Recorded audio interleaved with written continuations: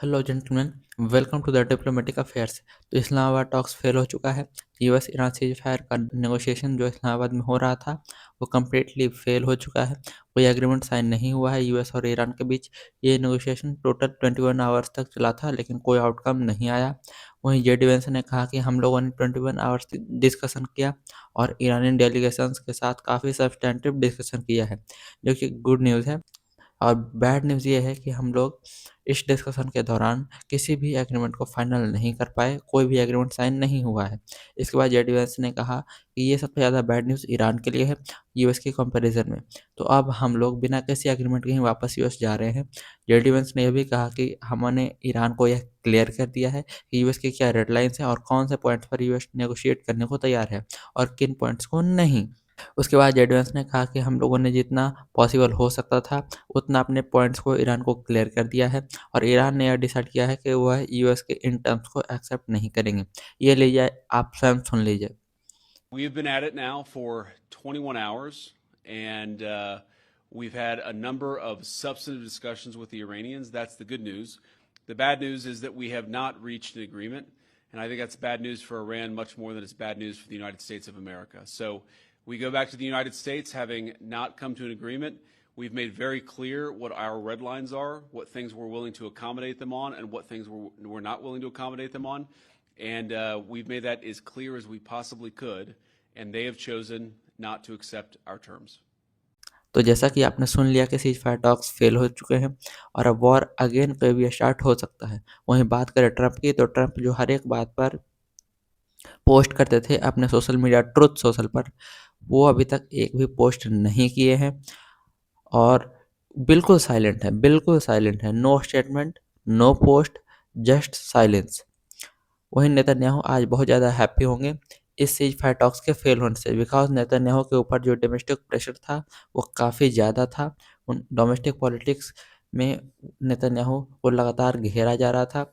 Israel में उनके इस ऑपरेशन को फेल्योर बताया जा रहा था। उनके अपोजिशन पार्टीज़ और जो पार्टीज़ उन्हें सपोर्ट भी करती थी, उन सब का यह कहना था कि जब आपने यह वॉर स्टार्ट किया था तब हमने आपका पूरा समर्थन किया था, आपको फुल सपोर्ट दिया था, तो फिर अब आप ईरान के साथ नेगोशिएट क्यों कर रहे हैं?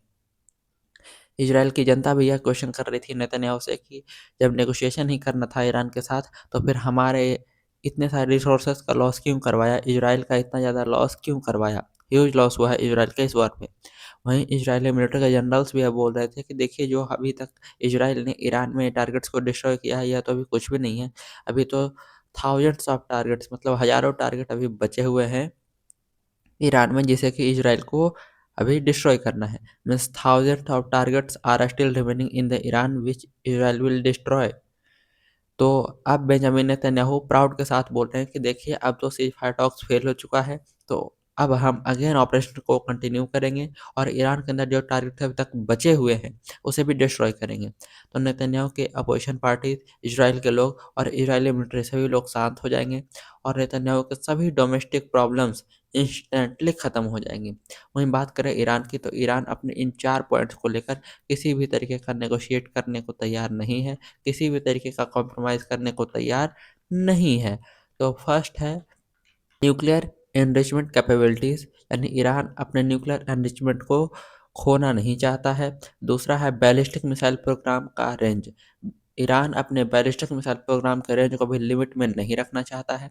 और तीसरा, स्ट्रेट ऑफ हॉर्मुज़ पर ईरान का कंट्रोल।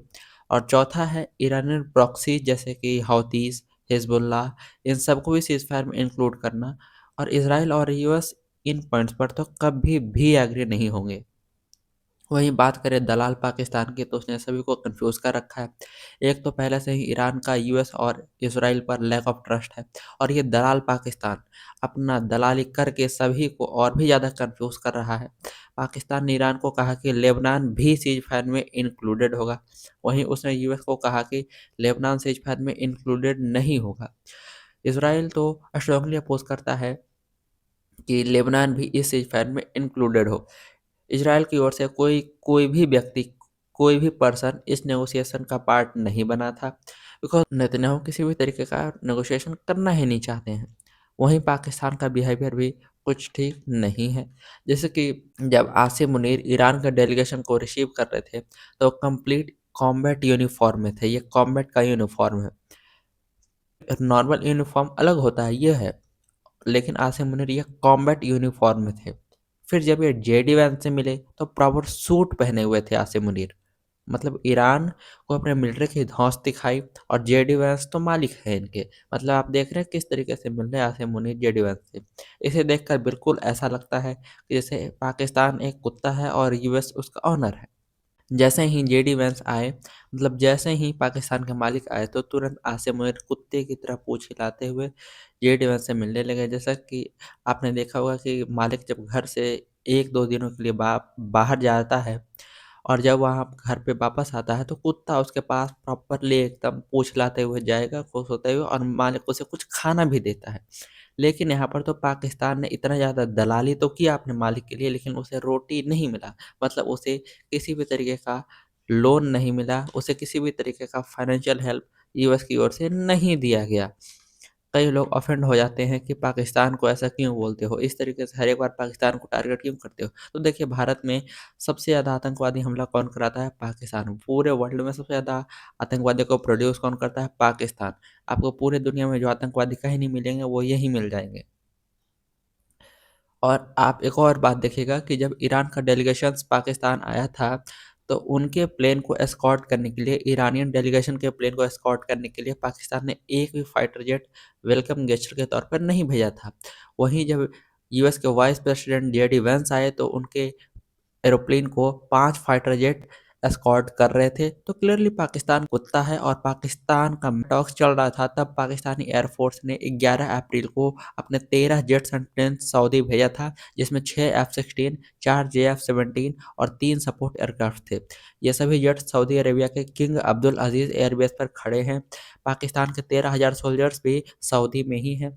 अब देखना होगा कि अगर सीज़ फायर ब्रेक होता है और वॉर अगेन कंटिन्यू होता है, तो पाकिस्तान इन्हें वापस बुलाता है या ये वॉर में पार्टिसिपेट करते हैं। बिकॉज़ सऊदी के साथ तो पाकिस्तान का एक सो कॉल्ड डिफेंस पैक्ट भी है। वहीं स्ट्रेट ऑफ हॉर्मुज़ अभी तक क्लोज़ है।